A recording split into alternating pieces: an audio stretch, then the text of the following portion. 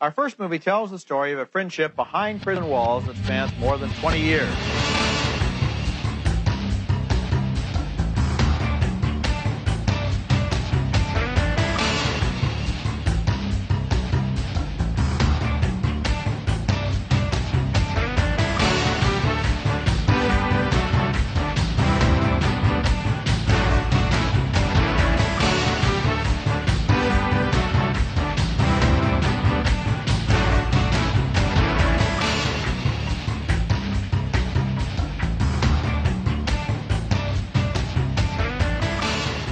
So welcome to the long-delayed but finally here, episode 27 of Middlebrow Madness, an exercise in podcast hubris. My name is Derek Gade. My name is Isabelle Arf. Derek, obviously, Yes. Well, I guess for the audience, we've only been away for like 2 weeks, but for us, it's been almost half a year. Is that correct? Since we recorded last? In the words of the great American philosopher Stained, it's been a while. Fuck you. We're back, baby! And a lot of things have happened in our lives in the intervening period. Oh, you're telling me.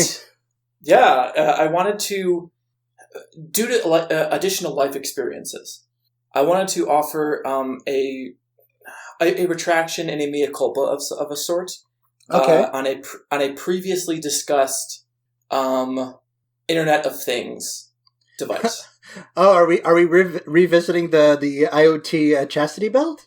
No, we're actually revisiting the Internet of Things toilet. Because when we did that episode, we mocked this toilet. We said, why would anyone ever want this? This is the dumbest fucking thing. And we made fun of the anal print and all that business. And what I learned is that smart toilets have their uses, and they're actually incredibly fun. And I learned this because I had to get a camera up my dick. So, story time. Oh boy. Strap in, folks. I've been having, I will not get into details because this is a podcast for all the family to enjoy. That's right, rated G. But I've been having urethral problems, let's say. Okay. Problems involving my urethra to some degree. So I got sent to the piss doctor, as one does. And I go to the piss doctor. I'm sorry. I'm laughing at your real medical condition. I'm so sorry. I was laughing at the phrasing. I was laughing at the phrasing of piss doctor, just so we're clear. It's my favorite Motley Crue song. So I go to the piss doctor, and the first thing they have me do is like, hey, here's the bathroom. Do not sit on the toilet. Sit on this other toilet we got that's behind you. And I look at the other toilet, and it's like, it is decked out in sensors and readers. It's got like a funnel that like goes down to a bunch of different like wires and things like that. And they're like, just pee in there, and then we'll go from there. And as I'm peeing, like it was a little uncomfortable to sit on it. It wasn't designed for comfort. This was designed for medical purposes, for knowing more about urine. And as I said, I start peeing, and all of a sudden there's a shelf next to me. And I didn't notice previously there was a printer on that shelf. And a little ticker tape starts printing out as I pee into this thing, giving a graph of my pee. And it is one of the best experiences. Sell. It's one of the best experiences I've had peeing, let's be honest, like ever. And then I got to also, so I peed, did all that business, and then I go into the doctor's office. They put a camera at my dick, which I don't recommend for people. Derek, have you ever had one of them? I've never had a urethral camera. No. Can't say that I have. It feels kind of like if you were peeing in reverse somehow. If like I don't know about if your that. dick was sucking up pee. I don't care to go down this road with you, Isabelle. Because like they also like squirt water out of the thing as like lubricant and like to open the canal as you're going through. Ugh. Yeah, it's a very strange feeling. Ugh. And then I got to see it on the TV next to me, which was a lot of fun. And then the best part is I found out that apparently, do you know what a ureter is? A ureter. I suspect that it has something to do with a urethra. In a roundabout way. The ureter is essentially I was going to say cable. That's not the right word for it. Cable tube, whatever the thing is, that connects your kidneys to your bladder. A tube I suspect is acceptable. I don't know. I'm not a fucking doctor. And I found out that on my right side, I have two of them. Interesting. Bonus. And learning that, I felt like an X-Men for a moment. That I have this mutant power to like produce extra urine from my kidney. I don't think that's how it actually works. I think it's just like they both are somewhat functional and they both take up half the job. But it was a fun thing to learn. And then, so they take the camera out of my dick and they're like, "Hey, everything looks great." Sure, for people who are worried, apparently my urethra is fine. There was some other things that got dealt with. It's all good now. But good. Circling back to the smart toilet, so I got to enjoy seeing it print out my like urine stats as I was sitting there, and I got a second period of joy because after the camera comes out of my dick, the doctor is like, "Hey, we got your like little printout of your piss information here." And piss information. Wow, you like pee with like a lot of intensity. Like you peed very quickly, and like it was we could measure the rate and the pressure behind it, and you did a great job. And I felt like I felt like a very mature version of a child being congratulated for using the potty. Wow. That's what's been happening in my life. There's been more than that, but apparently there's still a coronavirus happening, if you can believe that. It sure is. We're right at the cusp of our second wave up here in Quebec, and it's getting weird. We are on our third wave in Colorado. Oh no! I'm going to make a broad, perhaps controversial statement about the virus. I miss the homies. Yeah, I'd agree.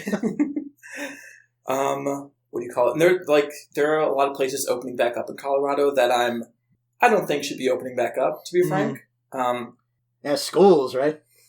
Schools are opening back up. That's actually where the third wave is coming from. Yep. There was actually a college AIDS specific lockdown in Boulder where I work, which is kind of wild. So it's like if you're like under the age of 24, stay the fuck home. It's 18 to 22. You're not allowed to leave your house, basically. Damn.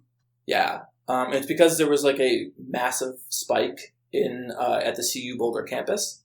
It still feels kind of ridiculous that like it was only for like that age group, but not for everybody because, Yeah, there's like, isn't there like staff and like teachers and shit on campus as well?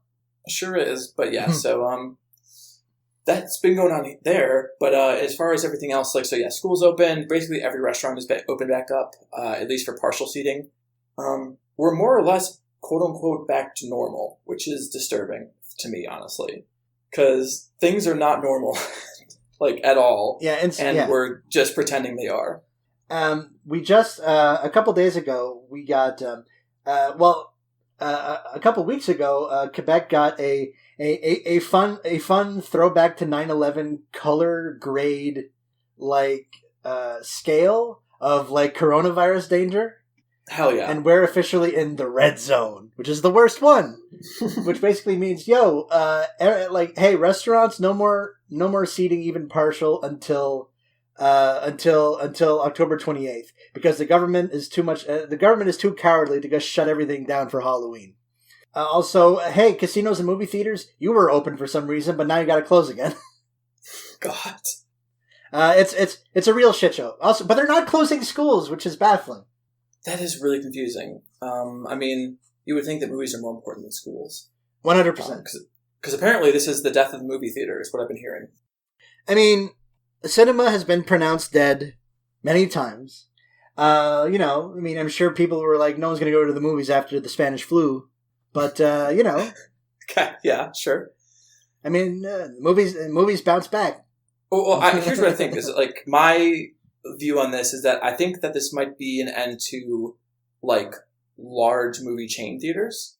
I think like your repertory theaters are going to keep doing fine because they do not work off the same model at all.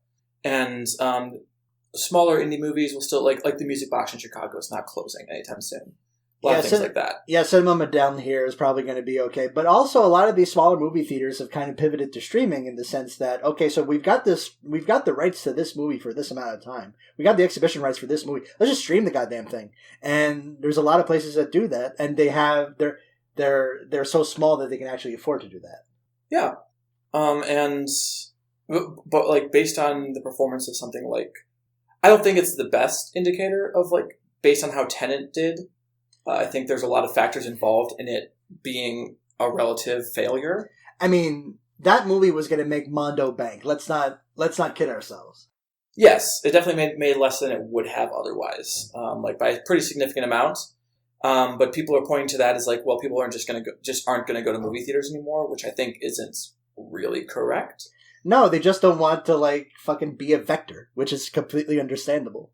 But I think it's more the bigger change, I think, is that major studios are realizing they can make as much, if not more money by just doing streaming releases or doing like releases at home. Because I'm sure Bill and Ted 3 made a nice chunk of change when it came out. Yeah, and like I know the new Trolls movie also did incredibly well for itself. And then they don't have to pay a middleman. They don't have to pay a movie theater to host it. They can just stream it directly and basically more or less get all the money that comes in. So I don't know. I don't want to like make predictions on the future of capitalist entertainment because I don't feel confident in doing that. But generally, I'd say whatever the worst option is, just assume that's what's going to happen and go from there. Worst option is movies are illegal now. No more movies for anyone. But while movies are still legal, we watched a couple, didn't we? We watched a few. And we will. Well, let's see. What's the gimmick of this podcast? Shit! Yeah, that's a good thing. That's a good segue. You set me up. So what we do here on this show, other than talking about dick cameras and the death of the movie theater, is we watch movies. Specifically, we watched we are in the process of watching the Internet Movie Database top 250 films of all time, circa August 2018. So, sorry, Joker. Get in line. Oh, God. Joker's still on that list, right? I think so. It's gotta be. Man, can you think of like any movie that had more hype about being like dangerous and potentially like a morally dubious film to exist that has so quickly left the public consciousness? Like who's talking about Joker anymore besides making memes about it? Like who's talking about Joker as like a piece of art? Yeah, or like where was the? It felt almost in a kind of perverse way that a lot of people were kind of upset that there were no mass shootings that took place at Joker screenings. You know what I mean? Not to be morbid, but it definitely felt like there was a like egging on from a lot of cultural commentators that were acting like this film is dangerous. This film is like maybe shouldn't be released. This is a like destructive piece of art. Remember then that was in the cultural conversation. Yeah, like in the lead up to... And then it came out and it was fine. Yeah, it came out and it was an Oscar winner. Yeah, like most Oscar-winning movies, it was perfectly middling. It was okay. I didn't see it, so I couldn't tell you. But Todd... I saw it in the theaters. Not to like further digress while I'm in the middle of explaining what the podcast is, but Todd Phillips sure does try hard, don't he? He's definitely a try hard. Yes, I agree with that. That's I don't really have an opinion on Todd Phillips. I mean, the Hangover is whatever. I think he sucks, but like that's about as far as I'm willing to go. Did you see the? They always have that round table with like the people who are nominated for Best Director. Yeah, well, I didn't see this one. Everyone seemed to just have an open disdain for Todd Phillips, which I appreciated quite a bit. Who was he nominated with? Was it Greta Gerwig? Because this is last year, right? Yes, sure was 2019. Well, the 2019 Oscars set in 2020. This is all going to get cut. No, we need all of this information. We need to talk about his Starsky and Hutch adaptation. Oh, that was him? Yeah, that movie's fine. You know what was really good was the Starsky and Hutch video game. Like, I'm serious. Like, it actually was pretty good. It was kind of like Lucky and Wild. Nah, or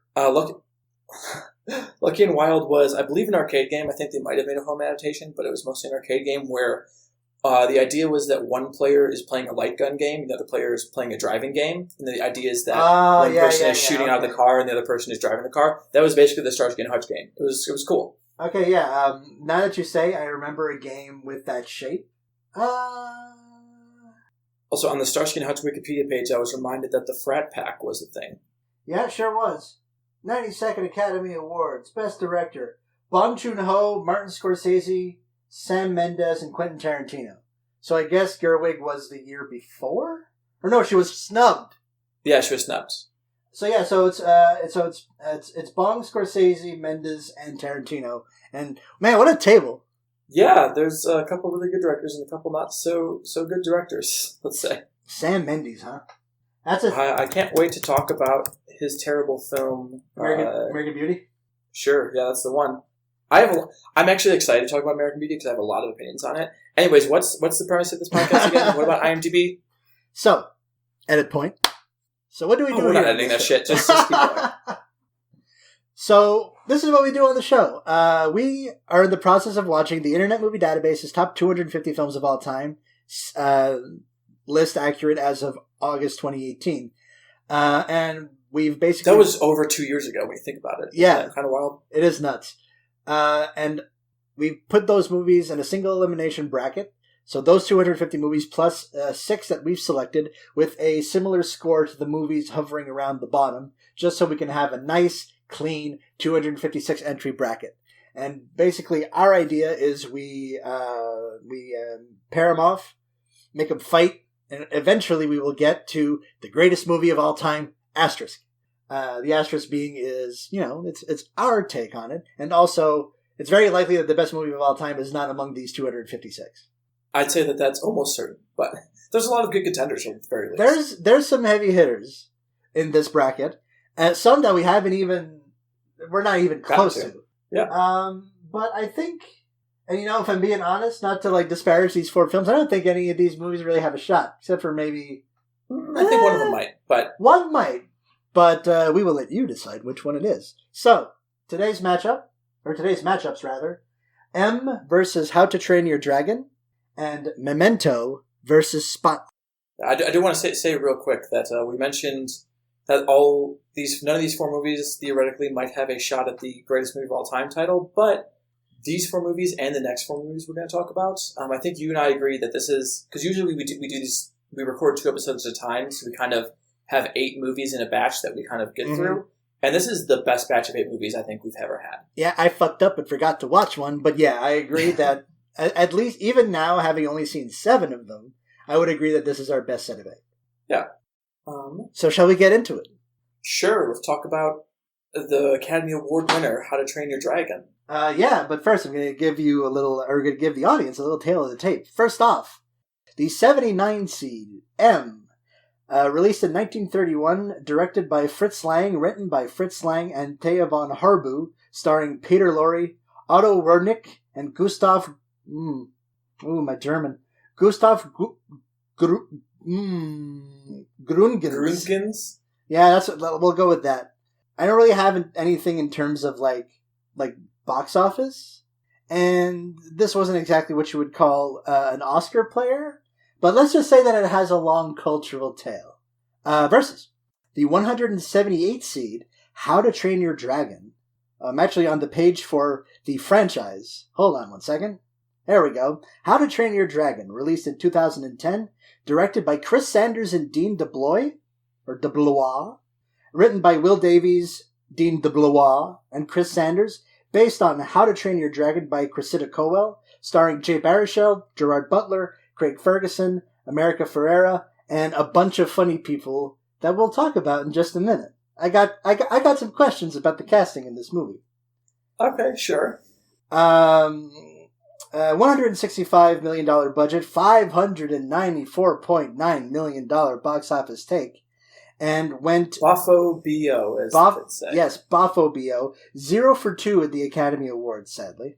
But did very well at that year's Annie Awards, for what it's worth. Yes. Alright, so let's talk about M. Yeah, let's talk about M. This was I'd never seen this film before. Which very much surprises me. Yes, because I like Fritz Lang quite a bit, Mm-hmm. although I say that despite me previously only having seen Metropolis. Mm-hmm. But to be fair, Metropolis casts such a long shadow and is such a piece of art, such an incredible piece of work that it kind of stands. What's the best way to say this? It stands. I had very positive opinions about Fritz Lang as a master director before seeing anything else by him. A movie. It's just one of those movies. Yeah, if Fritz Lang would have been a one and done, if Fritz Lang would have done Metropolis and just Metropolis, just the legend of that movie and the quality of it, even in the state that it's in now, that's relatively incomplete, his legend is cemented. Yes. But then he had to go and basically invent film noir. Yeah. So I'd never seen M, and this was better than I ever expected it to be. I expected it to be good. I expected it to be very entertaining, very well designed, very well shot, very well acted. I like Peter Lorre quite a bit. I think we talked about that previously. And Peter this was kind of his Lorre, breakout role. Yeah, one of the great character actors of all time. Parodied in everything that counts. The thing that I didn't expect, I think the thing that really kind of pushed it over for me, was actually the sound design.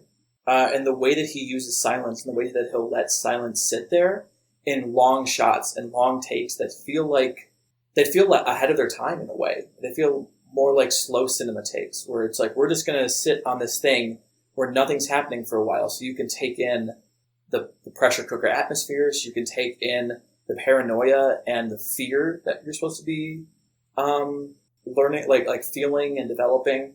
And there's a lot of empty spaces that are given a lot of time to exist. The city is empty and quiet and dangerous. Yes, except for one man who's whistling in the Hall of the Mountain King to himself. Yeah, if you wonder where fucking Social Network got that from, now you know. Oh shit! I did not connect those things, but that is a lot of fun. And it's also incredibly enjoyable. It's not homework. No, it's a crack thriller. Very like you've been saying, incredibly well directed and pretty light on its feet for a movie about a child murderer. Yes, it does have its heavy moments. I think especially Peter Lorre's final monologue is chilling and stunning, and yeah, it's real good acting, and works incredibly well. Also, is something I want to put a pin in because it is there's something nagging about this film that I have issues with. Okay, but we'll get to that at the end. But yeah, throughout, for those who don't know, the whole concept is that there is a child murderer loose in a Berlin. I was going to say a Berlin city, aka Berlin. And essentially, no one feels safe to have their children out on the street anymore.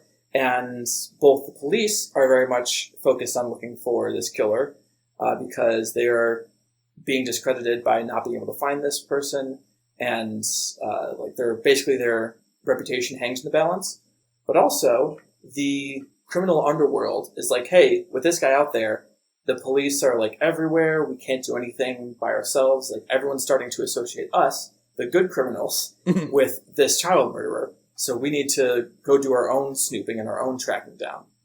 And it's basically just the police and the criminals both working towards the same goal, but with opposite means and ends. And that's pretty much the entire plot, isn't it? Yeah, it's not what you would call a plotty film. This is pretty simple in terms of storytelling. I was very spoilers for M for some reason. For an 80-year-old film. Yes. I was very thrown when halfway through the movie, they basically know exactly where he is. And he's going to get caught. Yeah, he's going to get they lay out their plan. We're going to do this, and they do exactly that.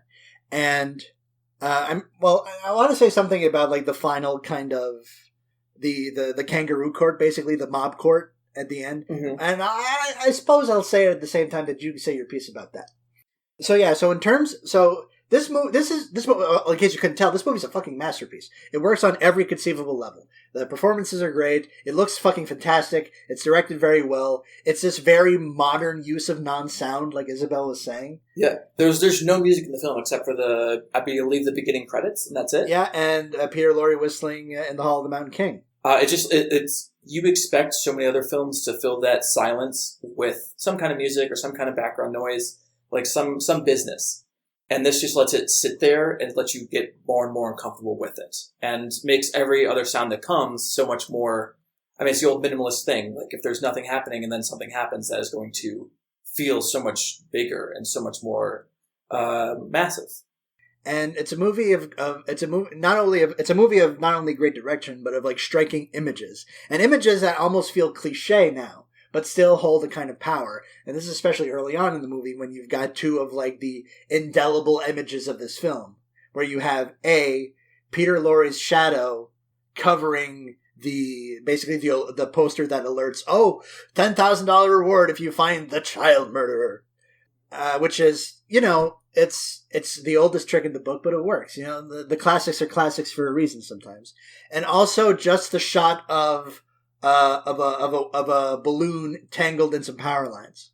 And also the ball rolling away as well. And the ball rolling away. And they linger on it. It stays there for a second. That's one of those things that I'm really impressed by when movies make little decisions that are kind of brilliant. Like, I haven't directed a film. So I mean, I'm a dunce as far as this goes. But the idea, like, hey, there's no reason previously for that. Like, there's no plot reason for this child to be playing with the ball as she's being abducted. But if we do that, then we can set up this incredible image where we don't have to show a dead body, but you immediately know that there's a dead body just to the right of the screen. Right. That's direction, man. They're good sometimes. Yeah, it's great. So, do you want to say your piece about the Kangaroo Court? Sure. I guess it goes into a broader thing, and I'm not entirely sure. So Fritz Lang called this his masterpiece and his favorite film of his. And partially he said this because of the social commentary. And I wanted to get your opinion on this because in the very literal sense, the commentary is just, hey, watch your kids to make sure they don't get abducted. Which seems like very shallow social commentary. Like, that is hard. It's hard to even call that social commentary in my eyes. There's another reading you can do of that, which is a more allegorical reading, which is don't let your kids ideologically maybe like fall out of sight. Like, it's hard to not think of the fact that this film was made at the end of Weimar Germany and the beginning of the Third Reich. Right. And like, what is the Third Reich but like a bunch of kids that went off and, in whatever way you're phrasing this, like they were not watched children. They were like, something else happened. Sure. And something was not taken into account. I mean, the same as like, that's a very oversimplistic view of the Third Reich, and it ignores the fact that anti-Semitism has always been a pretty big thing in Germany and also Europe in general and also the world in general. But, that's the most interesting allegorical reading I can find of it. I want to hear what you thought of that opinion of it from Fritz Lang, if you had another thing that you think it was trying to say. And then I'll go into my more problematic opinion, not problematic opinion, the bigger problematic aspect of the film. Well, my observation, you mean on Lang's take that it's his masterpiece, or Lang's take that it's about what it's about?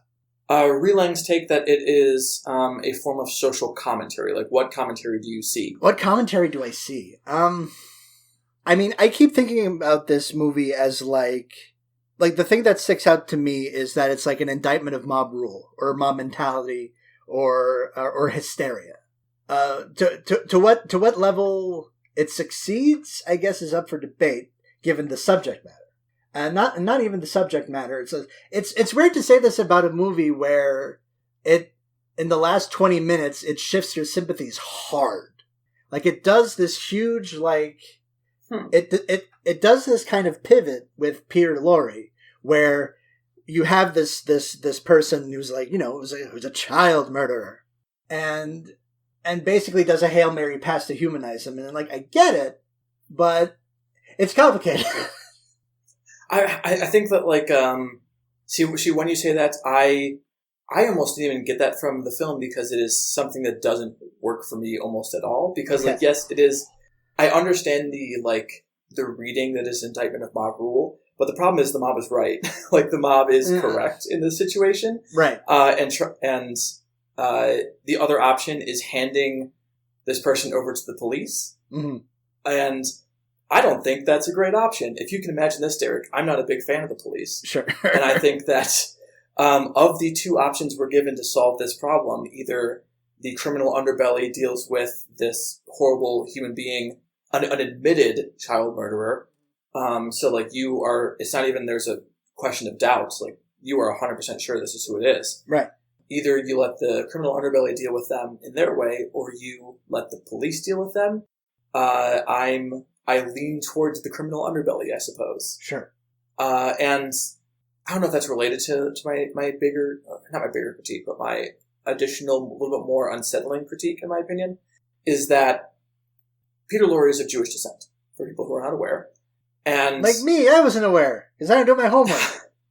Yeah, Peter Lorre is of Jewish descent, and this movie was a clip of it, the clip where Peter Lorre talks about the fact that he doesn't want to kill children, he needs to kill children, which is also like some of the best acting in the film. Like his utter desperation and the fact that there's no malice in that moment. He's trying to express the fact that this pains him, and he doesn't want to do it, but he has a complete inability to stop himself. That clip was also used in a little film called The Eternal Jew. See, there's no way I would have known this. Yeah. I don't think that Fritz Lang meant this film to be anti-Semitic in that way. But I think that... I would go so far as to agree with that.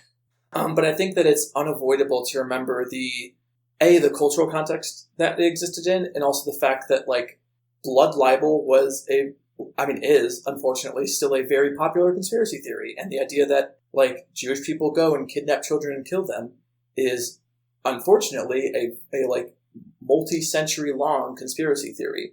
So knowing that the man in this key role is Jewish makes that much more complicated, and opens up that potential for it to be in Nazi propaganda films. I don't think you can judge a movie based on the fact that it was potentially misinterpreted for a Nazi propaganda film, but it is something that weighs a little bit on my mind, which is not to say it's not a masterpiece. I do still think it is that, and while watching it, that was easy enough to not think about, to be frank, because it's so entertaining, it is so well shot and well acted, and just kind of perfect in its own way, but it makes it not sit as easy as I'd like it to, let's say. All right, fair. Man, I didn't know that. Yeah, kind of a bummer, right? The Eternal Jew. What the hell is that? Oh, don't people who are here, don't Google it. Your life will be better out with that. I'm certainly not going to Google the Eternal Jew just in a random window. Certainly not, at least maybe an incognito, but not in my browser that I'm logged into. Jesus, Murphy. You're doing better than me then, because I've definitely done that. Oh boy. All right, so enough of this. So yeah, great movie. Maybe some slightly sour undertones. I know you've pointed them out, but masterpiece though. Yes, definitely. I would agree. What is definitely it's almost as good as How to Train Your Dragon. I was going to say what is definitely not Nazi propaganda is How to Train Your Dragon. Which, the Nazis were vegetarians, or at least Hitler was, and this movie is about why you should be nice to animals. So, isn't it technically Nazi propaganda? No, this movie supports what Hitler believed. That's I'll entertain most of your bits. I won't entertain this one. Okay, you know what? I think you've made the correct decision. What is How to Train Your Dragon about, Derek? So, okay, so I guess it's a bunch of Vikings who sound like they're Scottish, mostly, live in a fantasy world where there are dragons that exist, and dragons attack them. But there's a young sensitive sort, as voiced by Jay Baruchel, is like, but what if we don't? What if we don't kill the dragons? And people are like, bah! And, and then there are dragons. This is a movie... What I really like about this movie, what I think is its best quality, is that it lays out very cleanly a very simple list of things to hit. Here are our themes. Here are our characters. Here's the arc. Let's chart it out. And they do everything by the book, clean, stick the landing, awesome. And that is, I feel, undervalued in a movie, and especially in a kids movie. Okay. But I feel like there's a but coming here. There's not really a but. I think it's like a cute film. That's all it is. I like the dragon designs.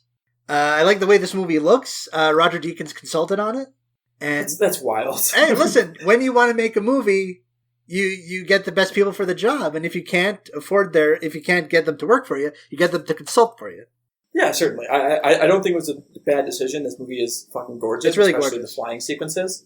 But yeah, wonderful. So ultimately for me, this is a movie about going your own way and rejecting assumptions about received knowledge. And I like it as like a children's entertainment device. It's definitely not to me one of the 250 best movies of all time, but it is a nice, sturdy film object that, contrary to a lot of movies pitched at people this age, I wouldn't mind watching over and over again.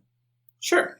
I've got like minor quibbles about like the voice acting and all that noise, but suffice it to say, this is a movie about a kid who is raised around dragon slayers, and it's like, but what if we don't do that? And everyone's like, bah!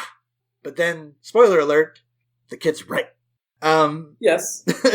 I mean, I said my piece. I mean, it's not a movie that's like overly complex or anything. It's a DreamWorks operation. But yeah, I mean, I think it's a fine, cute object. Sure. I've got nothing bad to say about it. It's just like, yeah, this is good. This is fine. I'll watch this. Here's what I'll do. I'll say my own words on this film, and then I have two questions for you. Okay. At the end of that. So, number one is I really like this movie. I thought it was absolutely adorable. I love the design of Toothless, and like especially like Toothless, but all the other dragons are also wonderful. Yeah, the dragon designs are ace. Yeah, dragon designs are great. The flying sequences are like some of the best like popular animated sequences I've seen in a long time. They're just delightful to exist in and to enjoy. I think actually like the characterization of the main people is more complex than you usually get in this kind of thing. Especially like from, I think Hiccup and his dad get some interesting things to do, especially the fact that Hiccup, it's not like he was always different and just wanted to do something else. He was always different, but wanted to be one of the other people. He wanted to be like a dragon killer. And he was upset that he couldn't do that thing. And that's more than you usually get in this kind of film. And I think that most of these movies would lay on very thick that the mother is dead. This movie doesn't. It has like a joke or two about it, and it has constant background material, but it's never heavy-handed. It has a moment. It has one. Yes. Mm-hmm. Really, and one is all you need. Yeah. And I think it's unusually subtle for a kid's movie. I don't think it's like a thematic masterpiece or anything like that. But I do think that it trusts its audience far more than a lot of other kids' movies do. It doesn't always feel the need to spell everything out for you. And I mean, my like slightly biased opinion is that like I feel like I was predestined to like this movie quite a bit because like for people who aren't aware, I have a hard time watching animals in movies sometimes because I get so upset that they're going to get hurt. Like, okay. Did I tell the Peach Dragon story on this podcast? I don't think so. Is there? I think you've told me in confidence, but I don't think you've told it on the pod. Sure. For those, if I have, I apologize if I'm repeating myself, but I started watching the new version of Peach Dragon, the one directed by whatever his name was. David Lowery, right? The Ain't the Body Saints guy, right? Is that David Lowery? Is that? I think it is. Fucking walrus mustache man. Yep, David Lowery. That's what I heard from at first. If you're having a rough day and you need some pick me up, just go on David Lowery's Wikipedia page. His picture is the best. It's wonderful. I really do appreciate it. Looks like a prospector that got robbed. But so I watched like the first 10 to 15 minutes of the Peach Dragon he did, and I got so worried that the dragon was going to be hurt in some way that I had to turn it off, and I've never finished it. How to Train Your Dragon, I had similar feelings about. I knew at some point, I knew that Hiccup would live, so I wasn't super worried.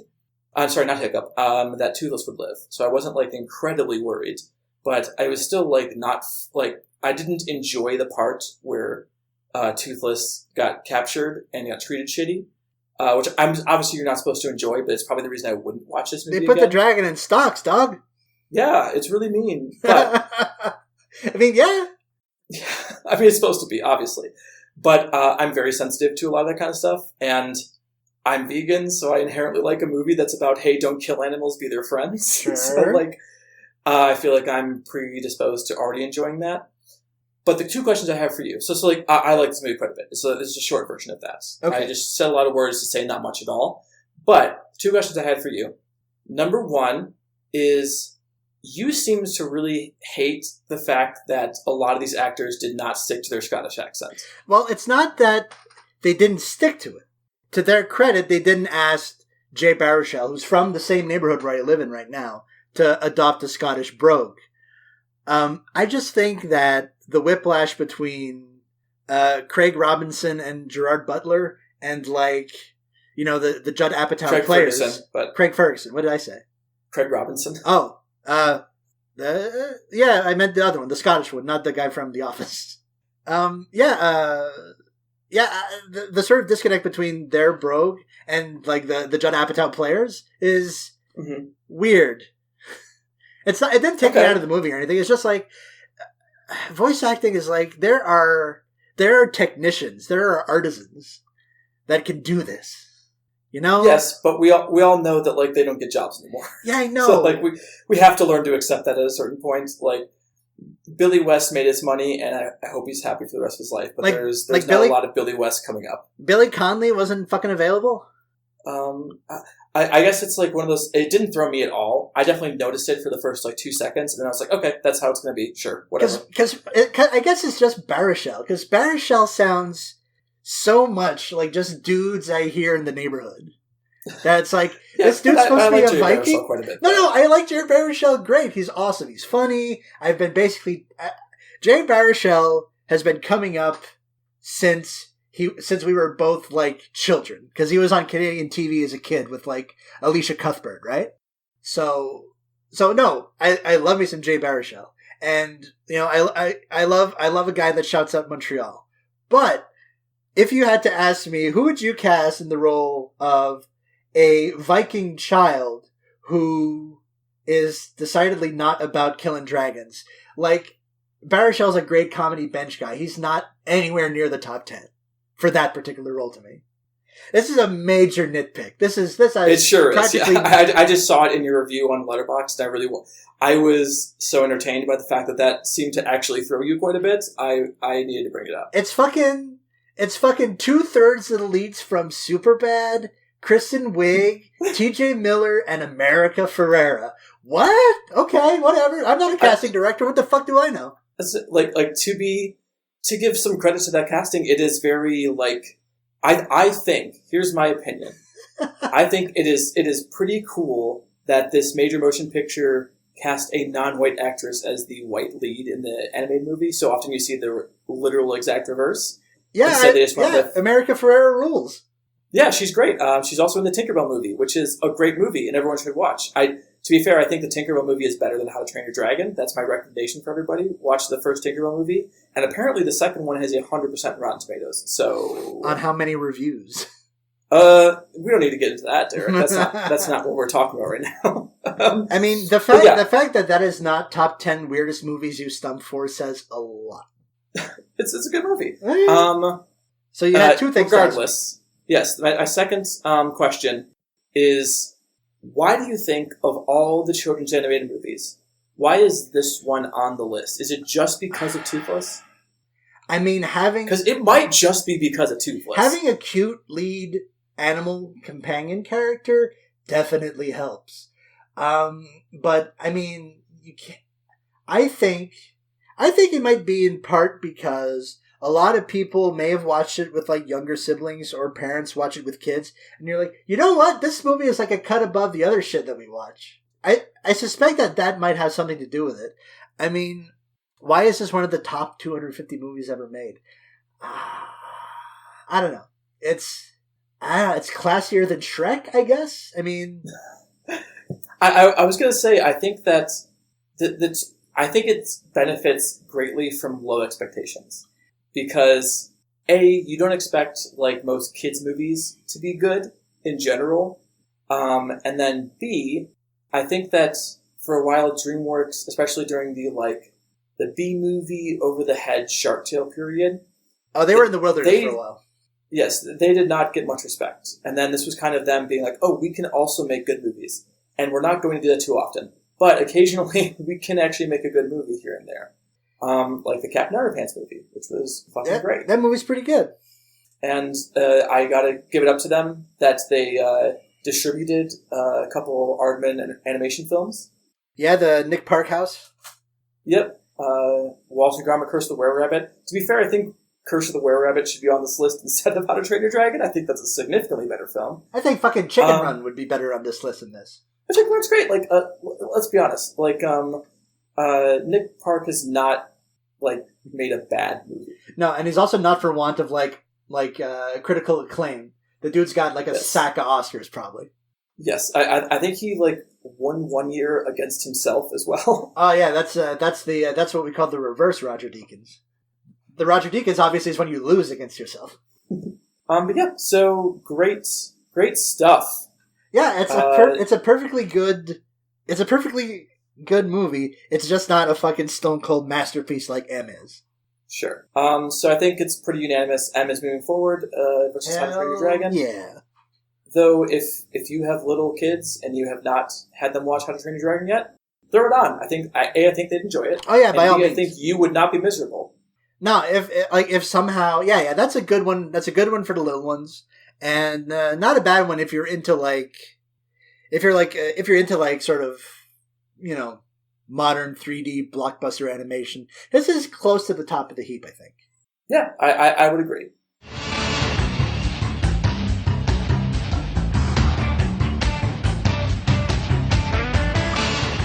Hey everyone, it's Isabelle. I'm just letting you know that due to the way we had to record these episodes, we had to do it in 2 different chunks. So there's going to be a difference in audio quality between the two and probably some of the levels, and it might seem a little bit of a weird transition. So I wanted to put this in here so you know what's going on. Also, sorry my audio levels in the first half of this and the audio quality was shit. I was recording on the wrong microphone. But yeah, I will get you back to the program. Thanks.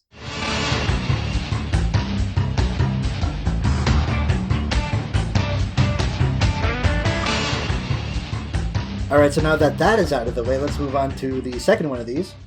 Let me just get my trusty paper. It's not so much a paper as it is my laptop. The paper of the modern man. Of the future! Challenge. Our next matchup. The 50 seed. The 50... I forgot what the ordinal for 50 was for a second. The 50th best film of all time. Memento, released in 2001, directed by Christopher Nolan, screenplay by Christopher Nolan, based on Memento Mori by Jonathan Nolan, starring Guy Pearce, Carrie-Anne Moss, and Joey Pants himself, Joe Pantoliano. This is low-budget Chris Nolan territory, $9 million to make, $39.9 million take at the box office, and I can tell you firsthand, a gigantic home video hit. Absolutely. It is 100% like one of those movies that everyone who gets into film ends up loving for at least a little bit. Yeah, this is like on the, if we're tiering out hot couch guy movies, this is like an S tier type of those. I'm actually not sure this is exactly hot couch material. I think it's more like, it's undergrad material. It's film undergrad material. I think there's some overlap there, but I think of the hot couch guy as scuzzier than this film. I mean, this is pretty scuzzy. I mean, for a Chris Nolan movie, right? Sure. Just like Lucky Number 11 is a hot couch guy movie.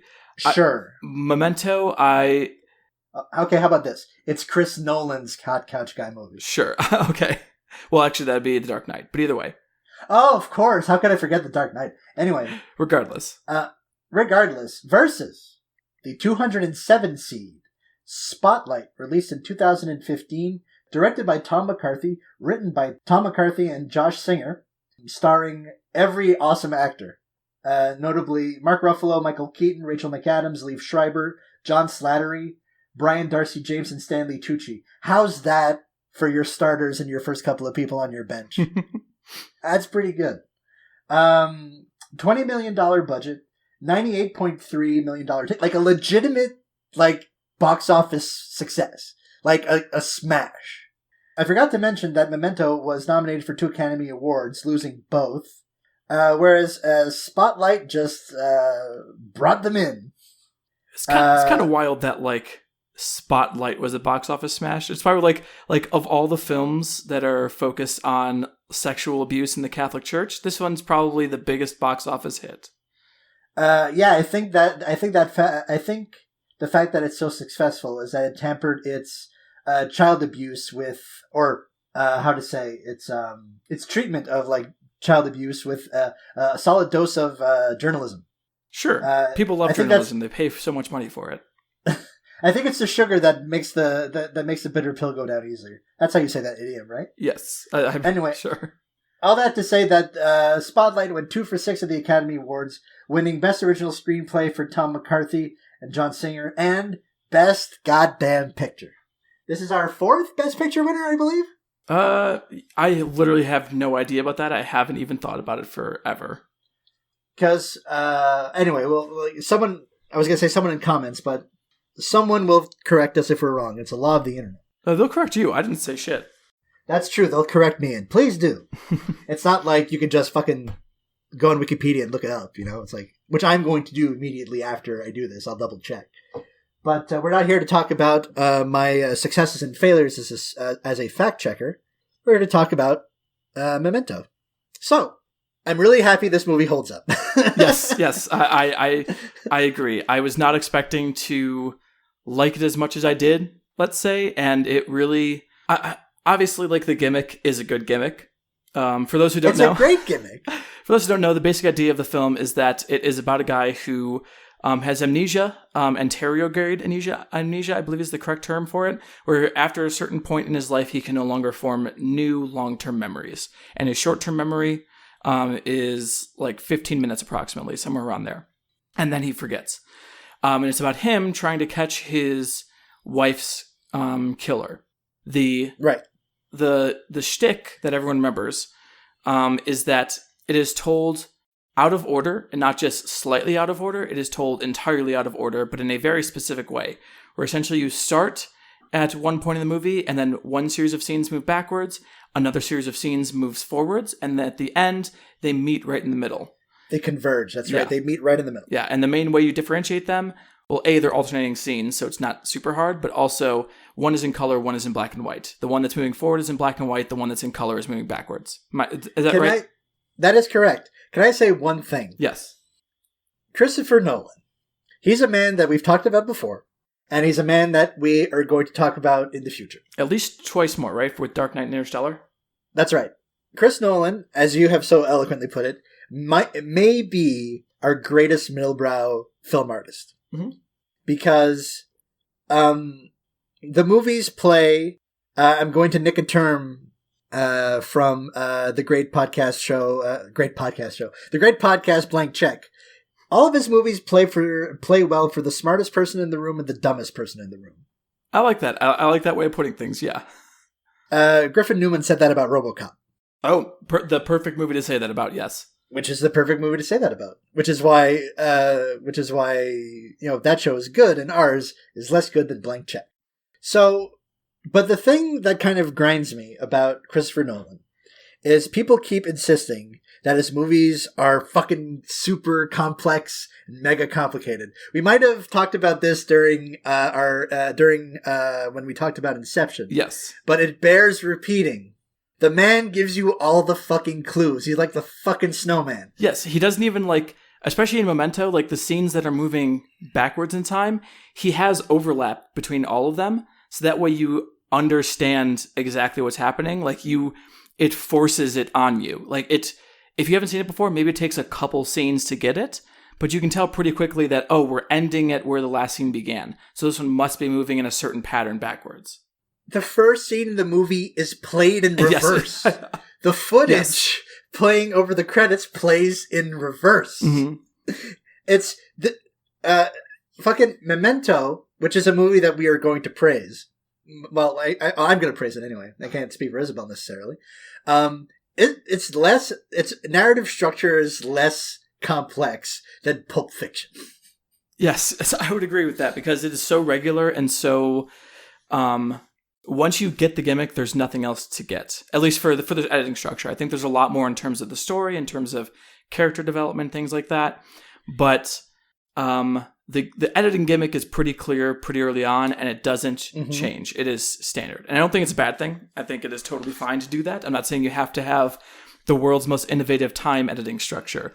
But whereas something like Pulp Fiction kind of jumps around and you have to fit pieces together by context clues, it is not at all the same thing with Memento. Like, once you get the shtick, you're there. You are in. And it's such a it's a billion dollar idea. Yeah. What if we told, it's piss easy. What if we told a mystery story in reverse? And it's one of those things that seems so obvious in retrospect. It's like obviously people have played with time before, but it's a whodunit. It's a whodunit told in reverse, and you still don't know who done it till the end. Yes, it is a whodunit where, like, at the beginning of the story, all the answers are there, and as you go through the story, like, which is essentially reversing the film, you lose the answers, which is just it's a genius idea. And I think it's executed on incredibly, incredibly well. There's this fun thing that a lot of people, especially in film Twitter and in like film theory circles, like to do is just shit on Christopher Nolan, and will not give him any credit. And like, fine, it's so easy. If that's your thing. It's so easy though. Because he's such a giant Dorcas, and he loves movies so much, and he loves the magic of movies. And it's if so you want to take a bad faith reading, I think it is very easy to take a bad faith reading. But the fact is that, like, this movie is incredibly well structured. If you don't like the structure, fine. But as far as it goes, I can't think of a much better way to execute on this concept than exists. Yeah, it's a bravura piece of screenwriting. And as much as I like stuff like The Dark Knight and Inception and Interstellar, I really miss when Chris Nolan was young and hungry. Like Following is like, but this and Insomnia is like, I miss those movies.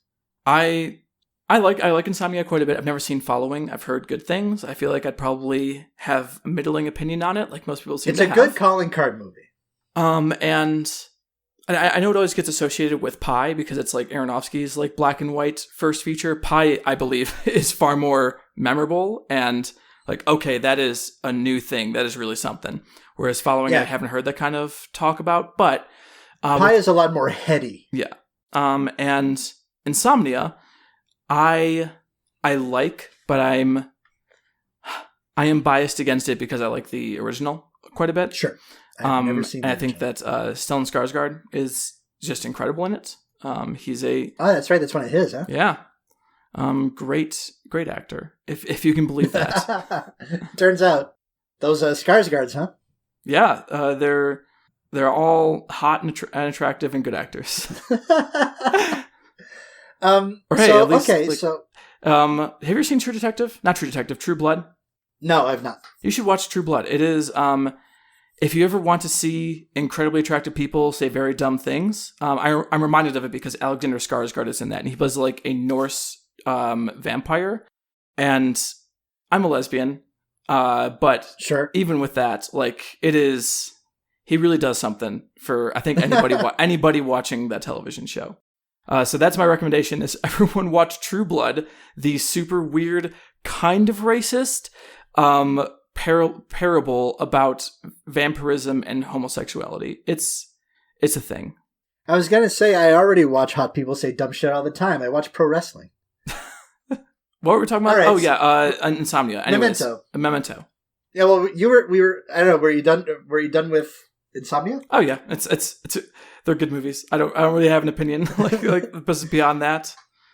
So Memento. Okay, so Chris Nolan is young and hungry, and there's this great sort of. I mean, I don't want to throw around the word innovative, but it's a kind of a bravura piece of. It's a stunt screenplay. It's very well executed. You've got 3 leads who all commit very strongly to this sort of kind of grimy genre performance. Mm-hmm. You've got Guy Pearce, who is a pretty good actor. Like I can't think of like.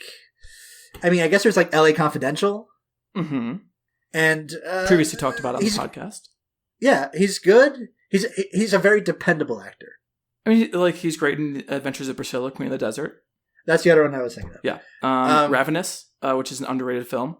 Oh, that's right. He's in Ravenous. Yeah, that's a pretty good movie too. So you got Carrie-Anne Moss, who come back to us, Carrie-Anne Moss. I don't know what you're doing now, and Joe Pantoliano, who would reunite again in The Matrix, or you. Well, they would have already been in The Matrix. Correct. Together. Yes, that is how time works. Well, I don't know about that. I just watched fucking Memento, and God, I don't know how shit works anymore. Carrie Moss is still working. She was in The Bye-Bye Man. She was in Frankenstein. What's the Bye-Bye in which Man? It's you don't know The Bye-Bye Man. It is a horror film based on a book called The President's Vampire. Okay. Boy, howdy. It's real bad. It's real bad. Oh, okay. I see. All right. Like one of the worst things. Unfortunately, like I feel bad for Doug Jones because he's such a wonderful actor. Oh, is that? He is the titular the Bye-Bye homie Doug Man. Jones. Yeah. Abe. God, from Hellboy. Abe Sapien. Abe Sapien, the hottest fish there ever been. Well, more than his character in The Shape of Water. I haven't seen The Shape of Water yet. That's a pretty good movie. But I mean, Abe Sapien's pretty hot, and like I think Abe Sapien can talk better than, from what I understand, about. Isn't Abe Sapien voiced by Niles Crane? Yeah, it was Niles Crane. Is that right? Yes. Not right. Not Niles Fraser, because that's Fraser Crane. Okay, Fraser Crane. Cool. That's right. We're there. Wonderful. All right, we're hip. And yeah, so you got Carrie-Anne Moss still working. Fucking just put Carrie-Anne Moss in everything. She's so good. She's wonderful. Yeah.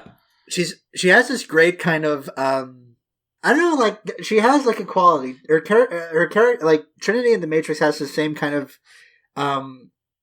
like a strong world weary quality to them, but they command authority. I'm going to throw in just a random recommendation for a movie, which is Carrie-Anne Moss is also in Silent Hill Revelation, which is actually a pretty fucking great movie. Highly I didn't even know they made a sequel. Yeah, it's if you ever wanted to see like if a Tool music video was like a full-length film with real people instead of claymation, it's that exactly. It is real grimy, real fun. It turns Pyramid Head into like a hero, which is fascinating. And the ending of it is a really good bummer ending. #1 Tool fan, Isabelle Arf. I fucking love Tool. Like I would do a Tool podcast, a Tool and Primus podcast, like terrible bands that are also great from the 90s. I mean, I could probably join you on the Primus pod because I too like Primus, but I don't really have a take on Tool. I feel that like Tool and Primus are two roads diverging in a wood, where it's like, hey, you're going to be an incredibly talented alternative metal band. Or alternative rock band in some sort of way or another. You can either take yourself deadly seriously, as Tool does, or you can never take anything seriously ever, like Primus does. And there's a reason that Primus is more fun to listen to most days. But I think that also, the Tool is positively... I think Tool is camp, is my genuine opinion. Tool is camp? Tool is camp. I think they know what they're doing. Dark camp. Got a lot, like, Primus is another band with like these wild music videos that are just as weird as Tool videos, but a lot lighter on their feet. Yeah, they play Rubber Cowboys in one. Do you ever think about Kelsey Grammer's like early life? No, because I don't know what it is. Was he like an? Did he play bass in a Bay Area metal band? We're gonna have a reading segment right in the middle of this. So, oh shit! Tangent. You know him best as Dr. Fraser Crane, a psychiatrist originally from the television series Cheers. Dr. Crane was a recurring character, blah, blah, not important. He's Fraser, you got it. Kelsey Grammer's parents were divorced when he was 2 years old, and his father, Frank Grammer, opened a coffee shop and a bar and grill called Greer's Place. His mother brought Kelsey and Karen back to their parents' house in New Jersey, where they were raised by their mother and grandmother. Unfortunately, his grandfather died when Kelsey was 11. Keep that in mind. On April 25th, 1968, a man named Arthur B. Niles set fire to Frank Grammer's car outside the St. Thomas home he shared with his second wife, Elizabeth, and their 4 children. When Frank Grammer went outside, Niles shot him twice. During the trial, Elizabeth Grammer testified that she had pulled her husband's body from in front of Niles' car because he had threatened to run over him as well. Kelsey Grammer was only 13 when this happened. Keep this in mind. Keep those 2 things in mind so far. Niles was found not guilty. The grandpa dying at the age of 11, and father being murdered at age 13 by a man named Niles at the age of 13. 7 years later, when Kelsey was 20 years old, his younger sister, 18-year-old Karen Grammer, was raped by 4 men and murdered by Freddie Lee Glenn. So keep. Okay, all right. So is the I don't want to blow your punchline, but is the punchline to this story Kelsey Grammer is cursed? I believe so, because how does that all? And then okay, even I don't want to say no. I was going to say even better. No, it's even worse. In 1980, I'm skipping the article now, and we're not reading from that anymore because it gets even more depressing. But in 1980, 2 of his half-brothers died in a scuba diving accident. What? So if you're related to Kelsey Grammer, chances are you're watch dead. out. Oh, God. Wow. Man. That sucks ass. Yeah, I mean, he sucks, to be fair. He's a hardcore Republican, Trump guy. He sucks hardcore, don't like him. But that stuff all happened after these terrible things happened to him. And after he became Fraser Crane. So. Right. We will always love him for the things that he did well. I don't know quite what I'm trying to say. But that I needed to tell you the story about Kelsey Grammer's life, his Cursed early family? life. Yes. And just the fact, God. if you are Kelsey Grammer, you're playing Fraser Crane, you're in Frasier, wouldn't you push to get your brother's name not be Niles? I'm pretty sure you have the pull to do that. You are the main character. Yeah, you were already Fraser Crane on Cheers. Yes. I'm pretty sure you should be allowed to be hey, can we not name my brother after the last name of the guy who killed my dad? That's all I'm asking. I'm not trying to be a diva, just trying to ask that one thing. Can we call him Miles? It's one Miles letter Prower. over. It's still he could be a fox with 9 tails. I thought tails only had 2 tails. You're probably right, but he's based off shit. You know the thing. I'm fucking every part of this up. Yes, he has 2 tails, but his name is definitely Miles Prower because that's the joke. Right, and miles per hour. I was thinking of a 9-tailed fox, which would make more sense, to be fair. So you confused Tails with the Pokemon Ninetales? No, I confused it with the mythical fox being from Chinese mythology. You dickhead. Okay, cool. I mean, listen, I know you like Pokemon, but I didn't know where you stood on ancient Chinese mythology. To be fair, the Ninetales is a wonderful Pokemon, especially the one that was in Alola. Yeah, Ninetales is a good Pokemon. Yeah. Memento. And Joe Pantoliano. Yes. Who's fucking amazing in this movie. He is the MVP. He is for a movie that's about a guy acting as Guy Pearce in this movie plays basically an avenging angel that cannot create memories, which is a hell of a short story character. But I feel like the soul and conscience of this movie is Joey Pants. Yes. And I think that's one of the coolest things about his performance is where someone I like Carrie-Anne Moss's performance quite a bit, but just something about her from the first moment you see, you're like, there's something more going on here. There's a little bit, I don't feel like I trust her, basically. Sure. Whereas Joey Pants, I also don't trust him when I first see him, but he's he's like a tabula rasa in terms of how you perceive him as the film goes on, where each scene completely changes how that's going to be.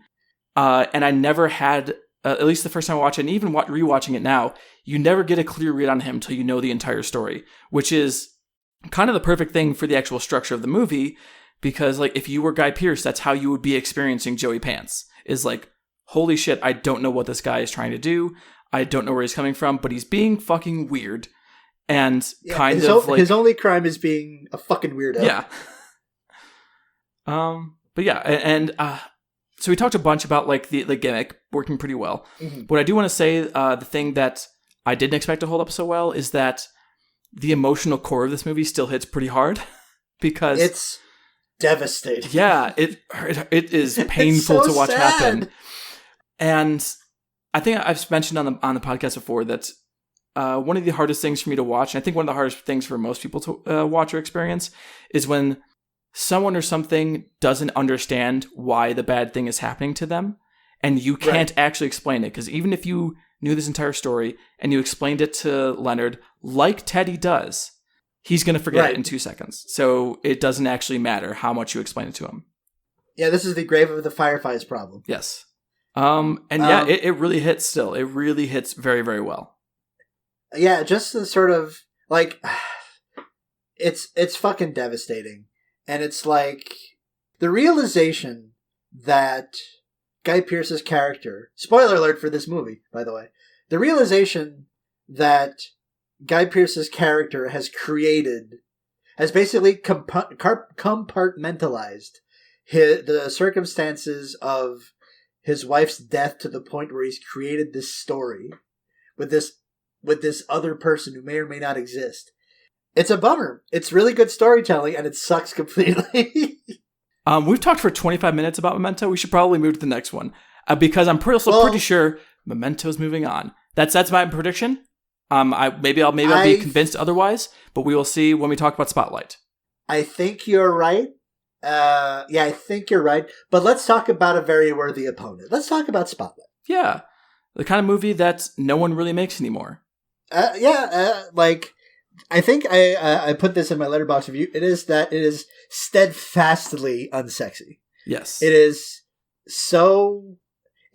does not believe its own hype.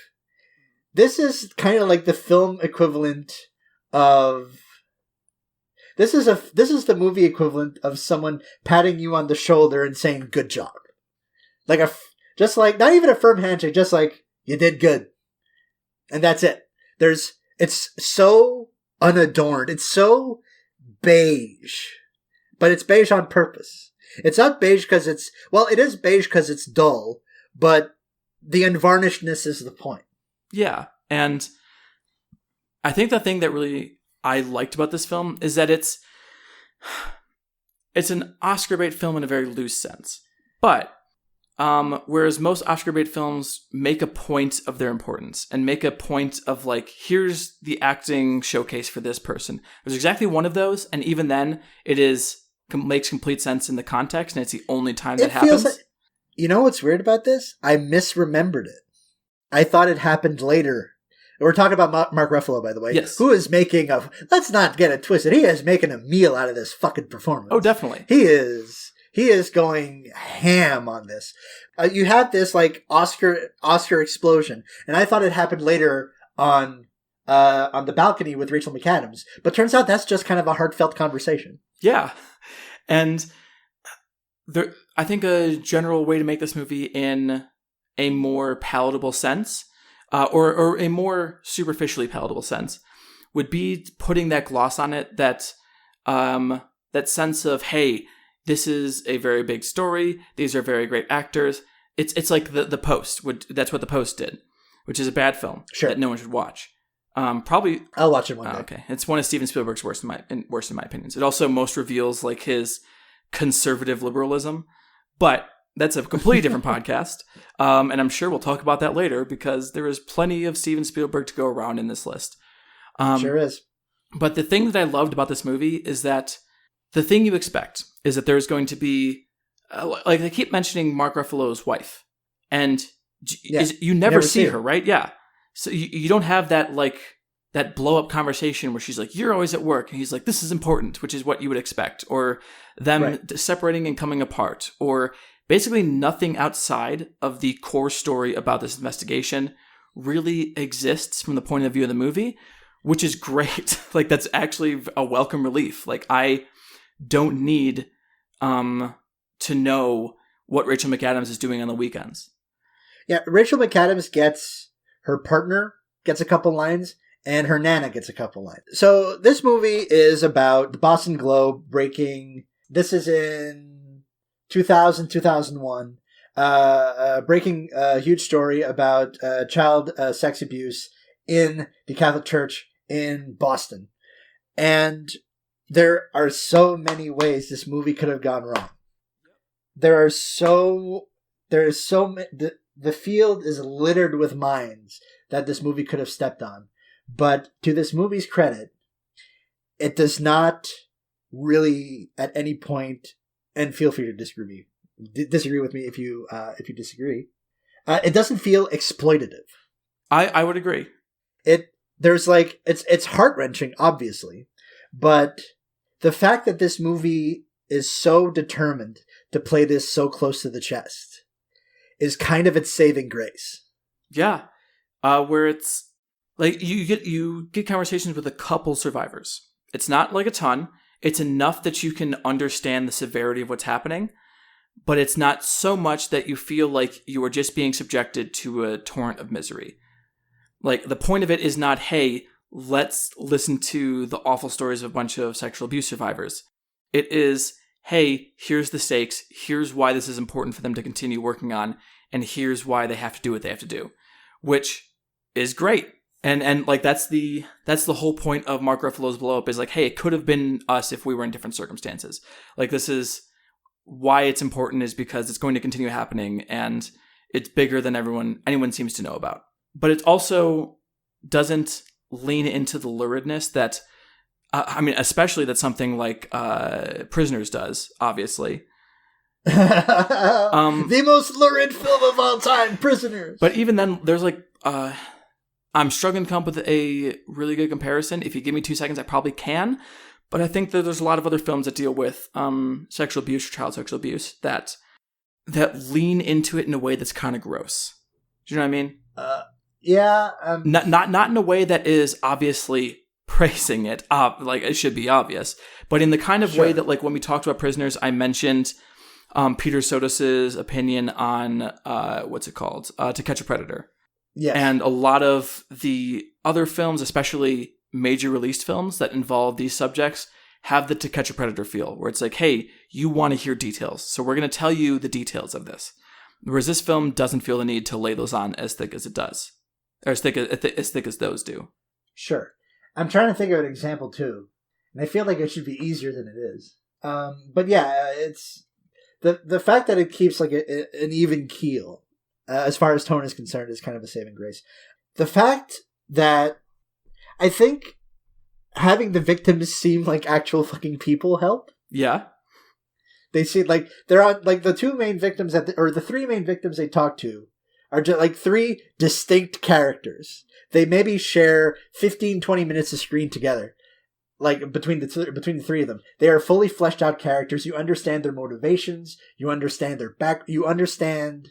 This movie is really good at, like, sketching out a full biography for the people who aren't the journalists. We don't know shit about the journalists other than the fact that they're journalists. Even though this movie ostensibly is about the journalists, but the movie's not about the journalists. It's about the story. Yeah, it's about the investigation. You are doing, as a journalist, you work in service of the story. I mean, obviously the closest parallel is All the President's Men. Of course, that's the comp. This is not as good as that. I would agree. This is not as good as that. And that being said, I think that's a very high bar to compare anything to. And I think this is a good try. This is a great try. Yeah, and I think that a couple of things that I really like that it does. I think that Stanley Tucci is wonderful in this. Tucci is fantastic in this. Yeah. I think that what's the best way to say this? The way it shows, like September 11th is fascinating because it's like, oh shit, we were just about to, like, go forward with this. Now no one's going to care because history started back up again. And the biggest news story until COVID basically just happened. Yeah, basically, right? Yeah. And then they finally published, obviously, in 2002. But the other thing I really liked about it is that when it ends, you get a couple little, what's the best word? Like title cards or intertitles. I don't know what the correct term would be. That say, hey, here's what happened afterwards. And a list of like 150 cities where they uncovered similar scandals. And then also the fact that the cardinal that they were worried about running up against in the city of Boston, he gets he resigns and then gets sent to Rome to be in like one of the highest positions in the Roman Catholic Church. He gets promoted, basically. And it is, I think you said it best, I apologize if I'm paraphrasing you incorrectly, but you said this is a movie about how the work is never done. The work is never done. This movie ends with them at their desks answering phones, taking notes. It's great. Just to circle back really quickly on Tucci, because what Tucci does in this movie is super fucking sly. Because you're introduced to his lawyer character, and you think, oh, what an asswipe. This guy's going to be a thorn in these guys' side the whole movie long. And there's a pivot point where you're like, oh shit, no, there's something to this guy. Where it's like, he's in his office, and he's got some kids who have been abused, and he's talking to Mark Ruffalo, and he's being very stern. It's like, Mark Ruffalo, I've got to do a thing, blah, blah, blah. And then he opens the door and he goes, hello to the kids. And he puts on the face. And it's like, fucking Tucci, man, you're so good at this. Yeah, it characterizes a character that wouldn't have that kind of depth in a lot of other films. And Tucci's so good at just delivering oodles of just bullshit. When he's in the diner with Ruffalo, when he's on the bench with Ruffalo, he's so good at just expositing. And it's like, when your top 7 actors are like uniformly just awesome, yeah, that helps your movie, it turns out. Imagine that. Like, Keaton's really good in this. Liev Schreiber's great in this. Liev Schreiber doesn't raise his voice below a conversational, like, he basically mumbles his way through the movie. And when he's giving like the rousing speech to the Spotlight team, it's like, find the story, make it so da.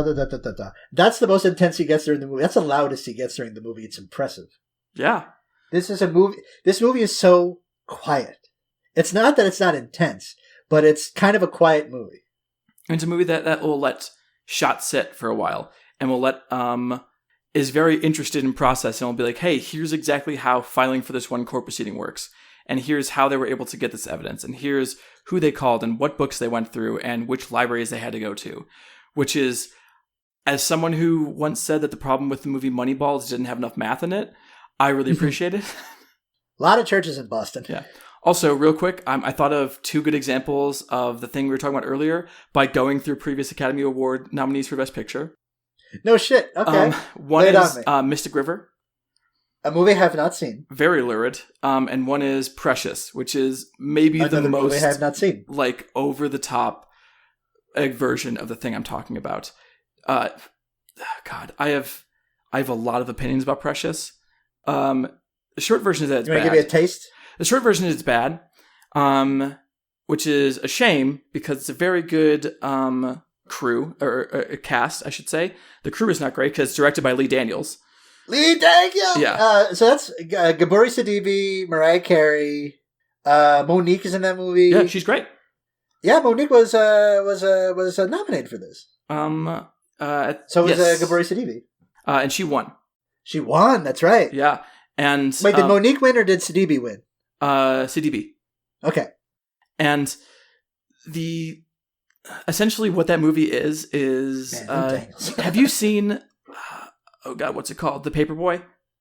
No, another Lee Daniels joint. Yes. Everyone should watch The Paperboy. It's ridiculous and definitely the best Lee Daniels movie because he leans into the fact that he knows how to make pulp pretty well, actually, because he has no shame.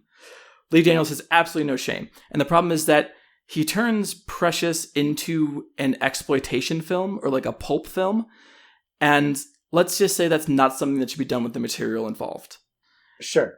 Like I said, great cast. And I haven't read the original novel. I've heard it's better. As everyone knows, it's based on the novel Push by Sapphire. Push by Sapphire, yeah. I've heard it's much better, but I didn't quite care for Precious. It feels very much like hyperbolic in a way that doesn't quite work for me. But It does remind me of an experience I had in college, community college when I went there, which is I took a Women in the Arts class, which I loved, by the way. It's actually the first place I read Sappho. And she was a woman. She was involved in the arts. Makes sense. Yes. And for like the last couple weeks of the class, we went to like more modern art, and one of those was, discussing movies in which women were a main part of the story, and women's struggles were a main part of the story. For example, like my group did Aliens. Whereas one group was assigned Precious, and you're supposed to give a group presentation at the end of it. I suppose that you lucked out in that one. I did, yes. And I also kind of feel bad for that teacher I feel guilty because there was definitely a moment where we were supposed to write one paper by going to a local artist event that was either like the art was made by a woman, or like the film was directed by a woman, or there was a band with like female members, something like that, and write a paper on it. I forgot I was supposed to do that until the day before it was due, and I made something up that never happened, and I reviewed that. I got an A on it, but I feel real bad. Oh no. Because she was a super nice teacher. She was great. But she will never hear this. She'll never hear this. If she does, hey, if you were my teacher in my community college Women in the Arts class, I've started doing that thing where you hold up your hands when you say pause and make them look like paws. I think it's adorable. And so do the rest of my staff. But wait, hold on. Time out. Wait.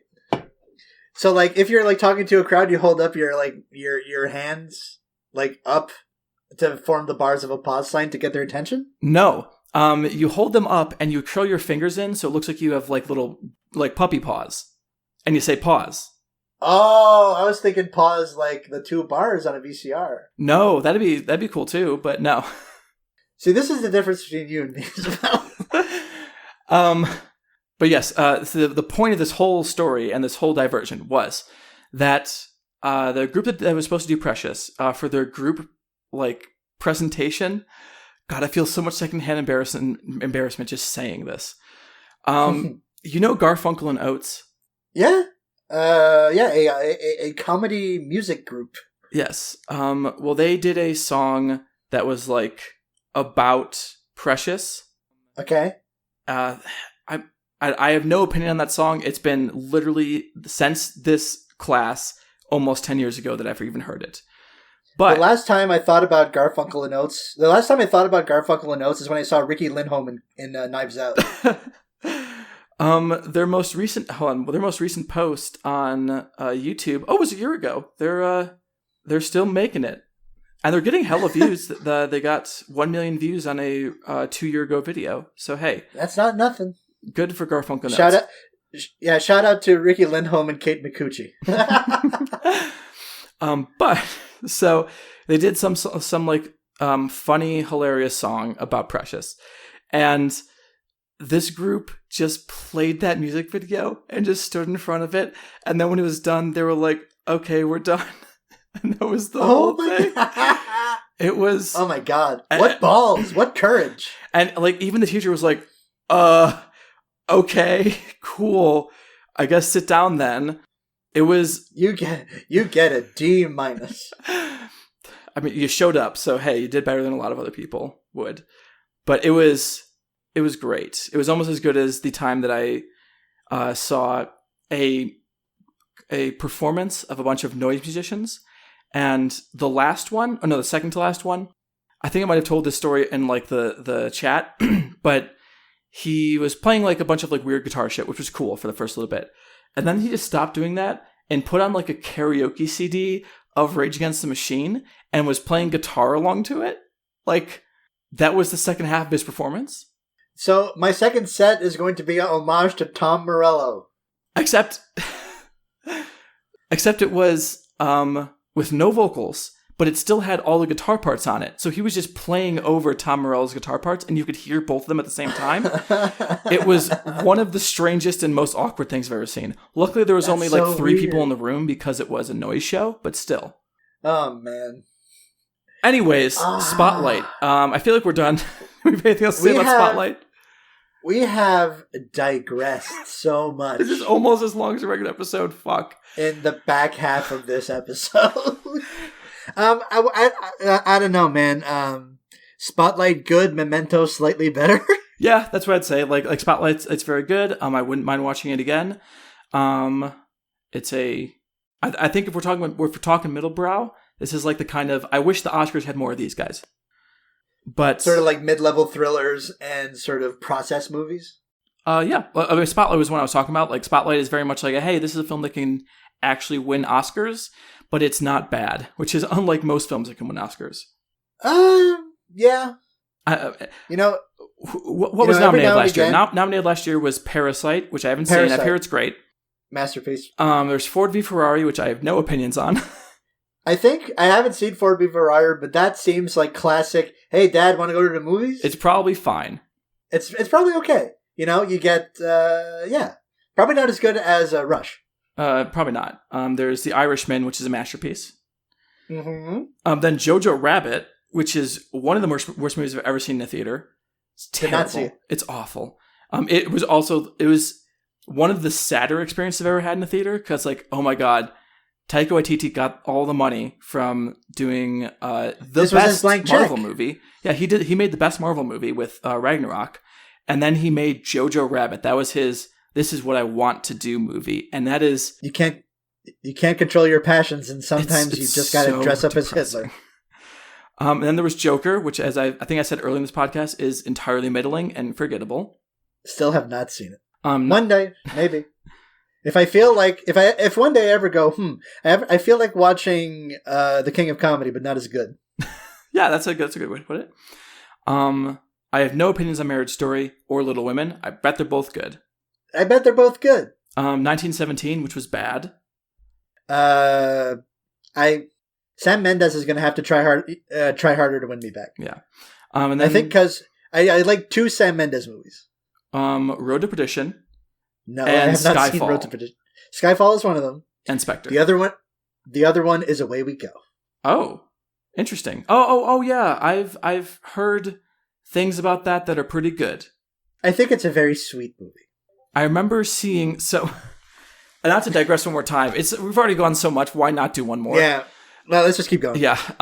Let's open another bracket. Let's go. So Rotten Tomatoes. Do you remember when, there's a lot of parts of the story. Remember when Al Gore had his own TV network called Current? I remember Current, yeah. Yeah. It no longer exists as far as I'm aware.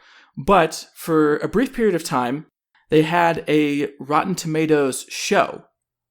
No shit. Yeah. That I've been saying no shit a lot this show. Yeah. This episode. It was really...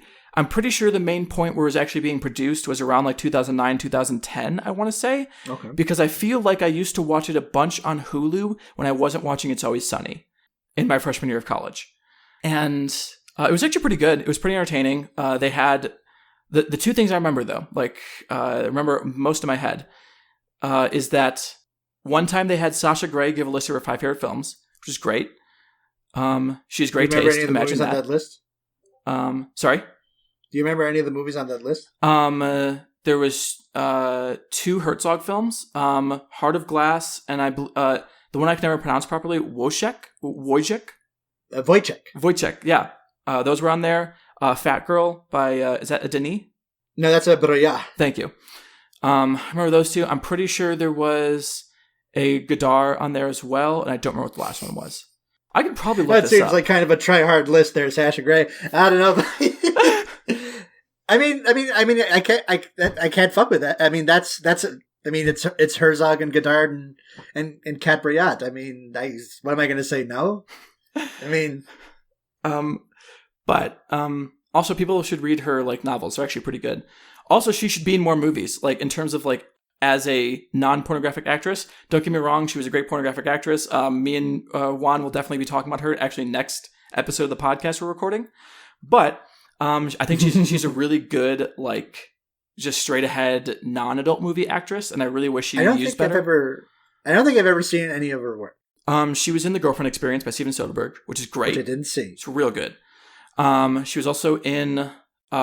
She's briefly in I Melt With You, which is a movie a lot of people hate, but both me and Juan like quite a bit. It's very much a middle-aged man angst film. You did a 30 Below on that, right? Yeah, we did. That's a real good movie. She's great in it. She was in a horror movie called Smash Cut, which is not that great, but I think she's real fun in it. I ain't even heard of this. She was also she was a girlfriend in Entourage, I believe. But she wasn't in the Entourage movie, and I've never seen anything involving Entourage, and I never will, so I have no opinions about that. And neither have I.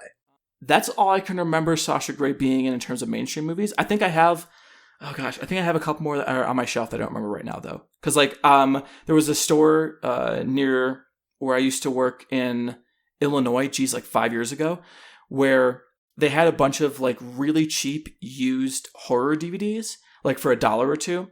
And I would just go there after work and just see what they had and buy anything that looked entertaining enough. And whenever I saw a name that I recognized, Sasha Grey, I'll pull that one out. And I bought all those. So I have a couple more on my shelf sitting there that I haven't watched yet. But Sid Haig is in this one. I'll buy it. In Smash Cut? No. I was just yes. But yes, so that's one of the things I remember from the Rotten Tomatoes show. The other thing is that there was a host of it, a second host. Or I shouldn't say second host. You're so far down the stack, Isabelle. There were two hosts of it. One was a girl that I don't remember shit about. But the other was a guy who looked, I'm not joking, exactly like John Krasinski. Not even a little bit different. He looked exactly like him. I'm looking up his name so I can send you a link. To be fair, the Jim from The Office look was de rigueur in the late 2000s. Of course. Here we go. I'm sending you his IMDb link because you will look at his IMDb picture and be like, Jesus Christ. Are we sure that's not John Krasinski? Okay, let's see. I am going... Brett Ehrlich is the gentleman's name. And I'm opening up the page. Just that first picture on IMDb. Well, it's too small for me to actually it's too small in the preview link. My computer is slow as hell, y'all. Holy shit. Right? He looks like a sad John Krasinski. Everyone should look him up. He is, and also he did a show for that same for the same current thing, called what was it? I'm on the Wikipedia. Is it Viral Video Film School? Yes, that's it. And Infomania. Yes, he was those were both like Tosh.0 if that wasn't terrible. He's actually funny. Right. I bring Brett Ehrlich back. Where has he been at? He was on No Filter with Anna Kasparian. He was a writer on that show. Yes. He was also a writer on Happy Half Hour. That's his most recent credit here. Yeah. Should we wrap this podcast up? Yo, this back half of the ridiculous. Show has lasted nearly an hour. That's 60 minutes. This was supposed to be a short recording. I have stuff to do today. But instead... Yeah, I gotta make dinner, dog. Okay. Let's... so, we already said, Spotlight loses, Memento wins. Yeah, Memento moves on, so that means we are setting up... what was the first one that we did? Derek, you can't do this. This was last week. I'm sorry. Challenge. I got it right here. Never mind. Okay, thank you. So we... Oh, fuck. How to Train Your Dragon versus... M. Yes. So it's going to be M versus Memento... when we get to round 2. Yes. It'd be an interesting matchup. Obviously, we are skipping the reading of the fan fiction for the second straight week. I apologize, everybody. But, we'll get back to it real, eventually. it's not happening today. We will get back to it. It's written, but still. This episode has already gone on way too long. This is going to be an hour and 45-minute long episode. It's going to be, I recommend you do some judicious cutting. We'll see. We'll see what I feel like. Oh, boy. Because the problem is I have to edit the whole fucking thing no matter what, so it doesn't matter to me. It really just matters to our listeners. Yeah, I mean, you remember back when we made episodes that were 50 minutes long? We used to make episodes that were 40 minutes long. It was great. That's true. We kept ourselves to time limits on movies. We had a 10-minute clock that was going. Oh, we should probably bring that in. No, again. No, it made the podcast way worse. Those episodes were worse for that clock, but still. All right. Well, hopefully this doesn't test. Yeah, hopefully this won't test the. Hopefully we don't test the patience of our audience. All three of them, yeah. All three of them. So, okay, so plugs. If you want to keep up with the goings-on in the Middlebrow Madness universe, you can contact us. Well, if you want to keep tabs on the goings-on, follow us on Twitter. The show's Twitter is @MiddlebrowPod. I think I still have access to that account. If you don't, I do. You can follow us individually on Twitter. I'm at Derek_G. Isabelle is at SpaceJamFan. You can follow us on Letterboxd at those same handles. Yours truly at Derek_G. Isabelle at SpaceJamFan. If you want to send us fan mail or hate mail or, just get in touch. If you're my old college women in the arts teacher. That's right. You can contact us at middlebrowmadness@gmail.com. Statute of limitations are up. You can't take away that A I got in that class. Sure can't. I'm not a lawyer or anything, but also, don't forget, we are still soliciting. Even if she did, it wouldn't matter because it was a fucking associate's degree, and I've never finished my bachelor's degree, and no one gives a shit if you have an associate's degree. That's my secret for all the kids out there. If you here's my actual secret. When I used to put that, you can't make a tangent in the credits. Hold on. When I actually, this is important advice. We are helping our audience out in this one. All right. If you were getting an associate's degree to make your resume look better, when I used to put my associate's degree on my resume, I would not get phone calls back. When I stopped doing that and just said I was a high school graduate, I got more phone calls back for jobs. That's a literal true thing.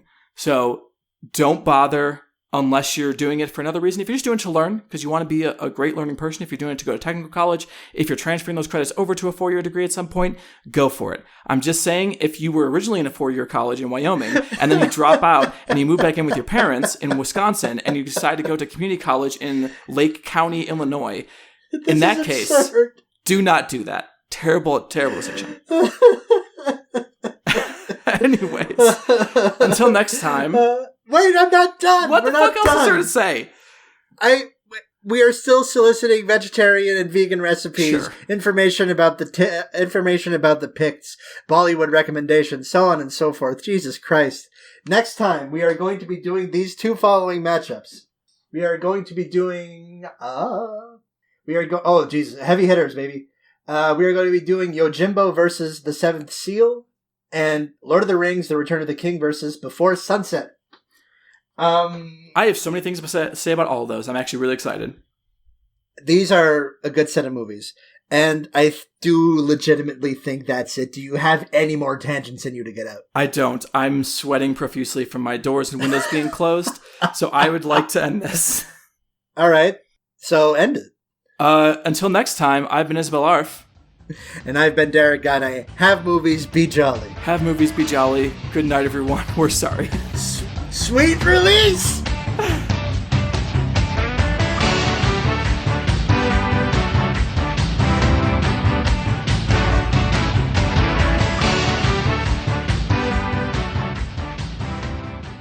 I gotta go to a weed store.